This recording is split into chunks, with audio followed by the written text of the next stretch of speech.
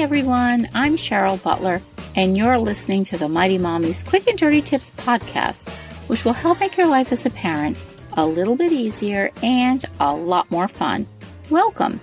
Today's episode is number 490, 5 smart and effective ways to discipline your child, because sometimes we really need to think out of the box to get our kids' attention. Standing in the checkout line at the grocery store can be a parent's worst nightmare. Just last week, as I was patiently waiting to pay for my gallon of milk and stick of deodorant for my 16-year-old son who was leaving for camp the next morning, I heard the blood-curdling cries of a young girl in the next lane.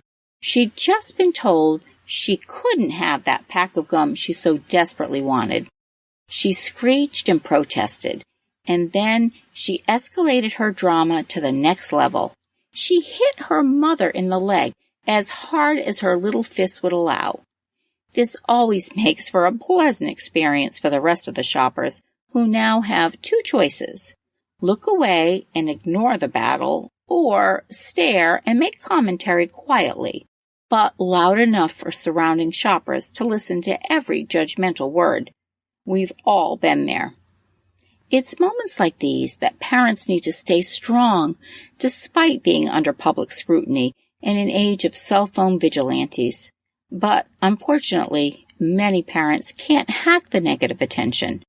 They give in and kowtow to the child's tantrum, surrendering the gum or other must-have items at checkout. Megan, a listener from Jacksonville, Florida, recently wrote asking for the best ways to discipline her 2 children in these types of stressful situations.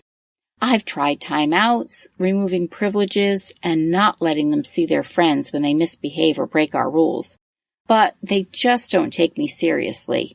Can you recommend some other ways to discipline my kids that will get their attention?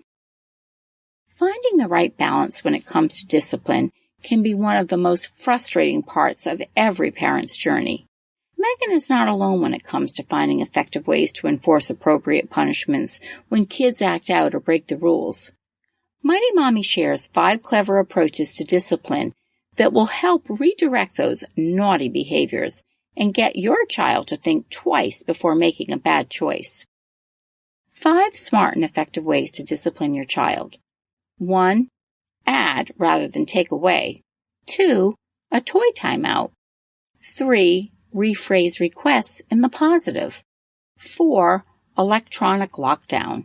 5. Use a point system. Here is a closer look at each. 1. Add rather than take away. Let's say your 10-year-old son decides it would be fun to throw rocks at ongoing cars coming and going from the neighborhood. Your first instinct might be to lock him in his bedroom for a month, or perhaps you feel like throwing rocks at him. But instead, try this tactic. This is one of the best pieces of parenting advice we've ever received. It's from parenting guru John Rosemond, family psychologist and popular columnist.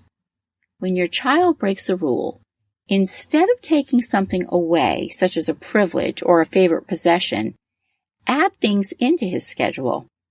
It might be cleaning all the windows in your house or caring for the bathrooms for an entire week.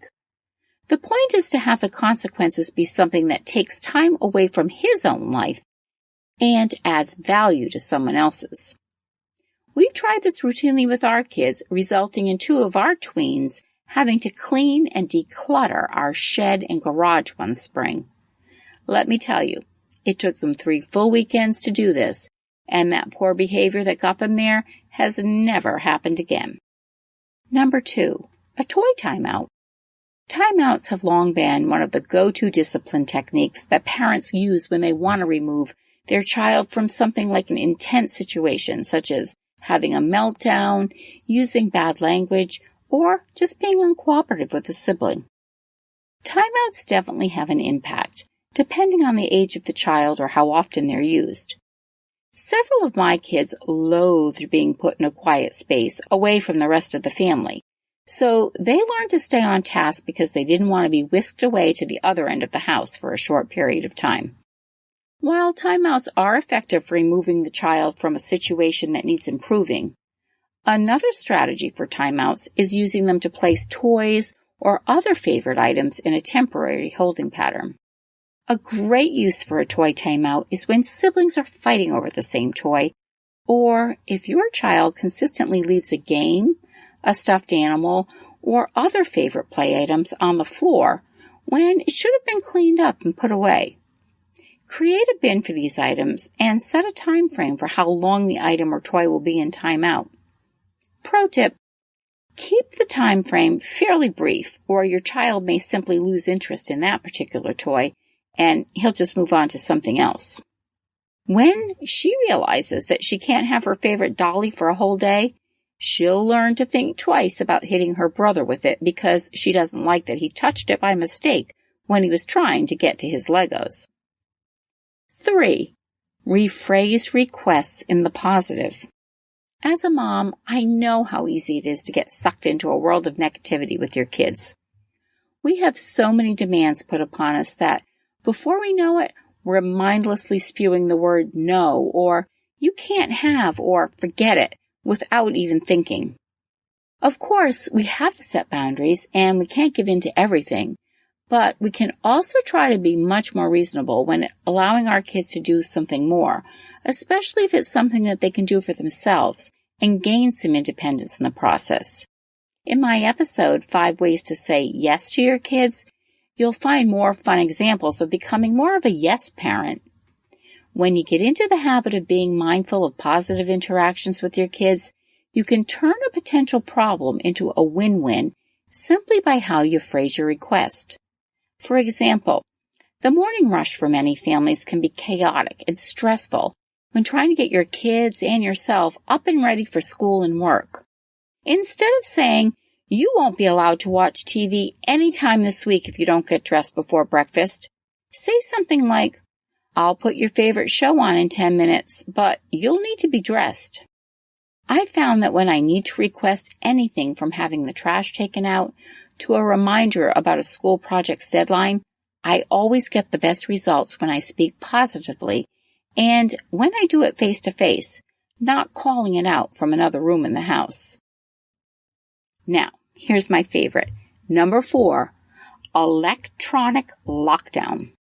A couple of years ago, I attended a parenting workshop, and not only did I walk away having met a group of terrific new people that I never would have met otherwise, I also skipped out to the parking lot with one of the most brilliant parenting tools I've ever acquired: electronic lockdown.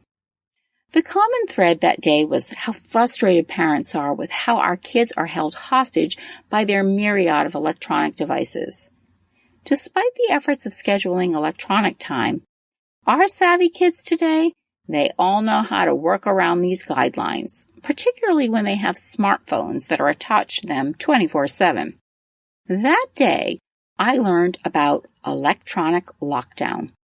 At first, I thought we'd be physically confiscating items such as phones, iPads, PlayStations, so I kind of rolled my eyes thinking, it's going to be too much of a hassle.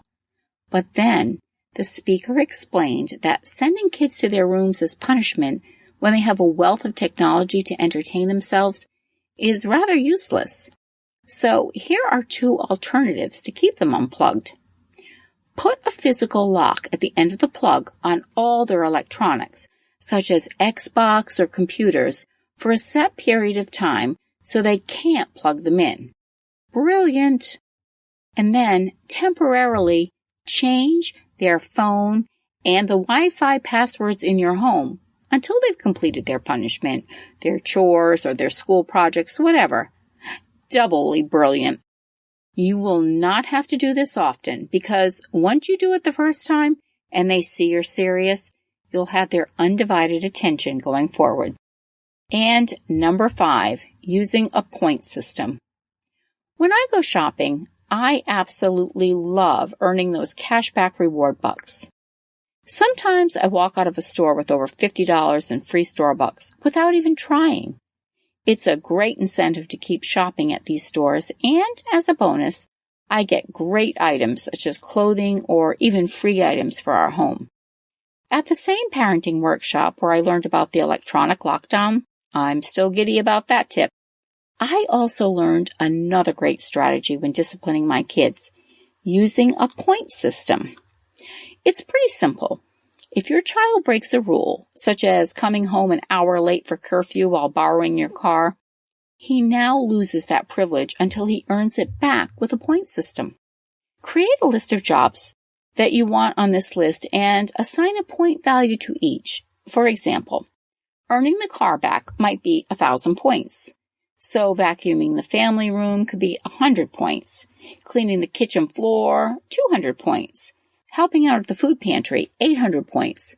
You can even enlist your kids to help with it.